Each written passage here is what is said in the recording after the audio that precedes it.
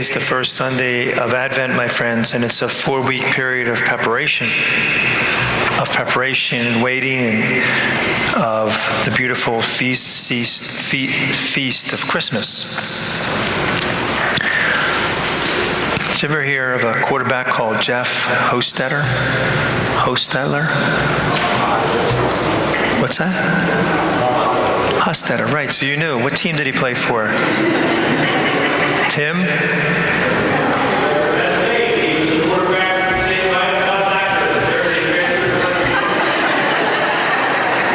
Come on up here, Tim. Give the rest of the homily here. He was backup quarterback for Phil Simms for 7 years. And then there was 5 or 6 games left. I'm not sure how many, but I think there was 5 or 6 left of the season. Phil Simms gets hurt. He comes in, wins the next 5 games, and goes on to win the Super Bowl. That's why we know his name today. But for 7 years, he sat the bench. And really never played for 7 years. Didn't play hardly any downs for 7 straight years. What's amazing about him is if Phil Simms, the starting quarterback, would spend this much time watching films, offense and defense, he would spend at least that and then some. If Phil Simms would do a workout, he would add 15 minutes. Whatever Phil Simms did, he added.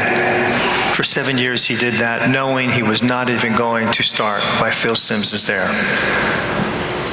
And then he gets the call one day from Coach Parcells saying, "You're ready," and off he goes. Why was he successful, my friends? Because he prepared.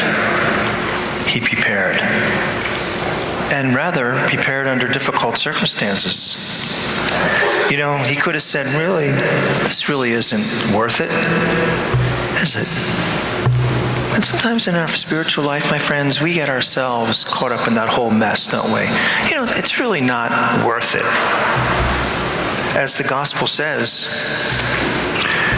our hearts become very drowsy in the anxieties of daily life. Is there any anxieties during this period of time, my friends? I mean, really? Only 3 weeks to 3.5, 4 weeks to Christmas. Is there any anxieties attached with that? You and I both know the answer to that. We get ourselves caught up in that. Push the spiritual life aside. A pastor was coming home from driving one night from an assignment that he was coming back, and in front of him was a car.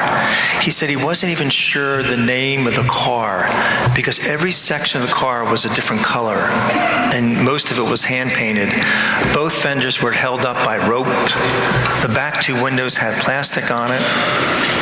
He said it was the ugliest car he's ever seen. And on the bumper sticker, and this is what caught his attention, it simply said, "This is not an abandoned car."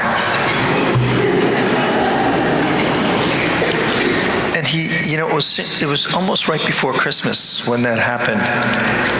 And he said, it's almost like Jesus put into when he was born in a stable. This world is now not abandoned. But we treat it like that, God doesn't care. He's not interested, Why bother? We should bother, my friends. We should bother. Major Michael Holt was in charge of command of a battalion of 130 Marines facing the challenges of their life in Operation Desert Storm in Kuwait a few years ago. And they were all set to do this dangerous mission. And he was a very religious man, and part of his prayers that he prayed was, help me to lead my troops wisely, watch over us and keep us safe, was part of his prayers. And then he went through and kind of blessed each one of his 130 guys and kind of told them to write letters home because there's a possibility that they won't be coming back. And he gave them, just to keep their spirits up, gave them all a little pep talk. The next day, early in the morning, they were ready to go. And what happened? It was a tremendous torrential downpour. That continued for the next 4 days. Torrential downpour. The guys, after the fourth day, their spirits became really kind of depleted. And he got a call from whoever was in charge of him saying that no matter what the weather is, tomorrow morning, very early, you're going to go in. So that night, knowing that he was going to go into this situation, most of his prayers consisted of, please, Lord, stop this rain and protect us. Stop this rain and protect us. The rain did stop early the next morning. And it was an amazing thing because they had a half a mile of like desert space in between that they needed to cross that was the most dangerous areas. And they saw, when they looked at that half mile, there was all these reflections on the sun. Do you know what it was? The reflections were from the mines that were now exposed because of the rain. He prayed to stop the rain, and the rain saved his life.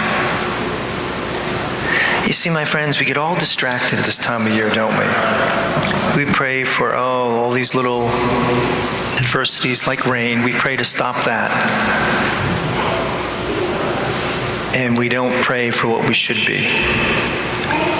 He said, I learned a great lesson. He said it was interesting during those 4 days how my prayer changed. And he said, I should have kept to what my original prayers were. Because when he looked out and saw those, he said he knew it probably saved almost every single one of his men from being blown up from those mines. He said there was hundreds and hundreds of these things all over that half-mile stretch, saved because of the rain. You know, my friends, it's a beautiful season of the year. And we do not live in an abandoned world. He's waiting for us to open our hearts. And during these next 4 weeks, we remove those obstacles so that spiritually he can live and reign in the hearts of each one of us. God bless you.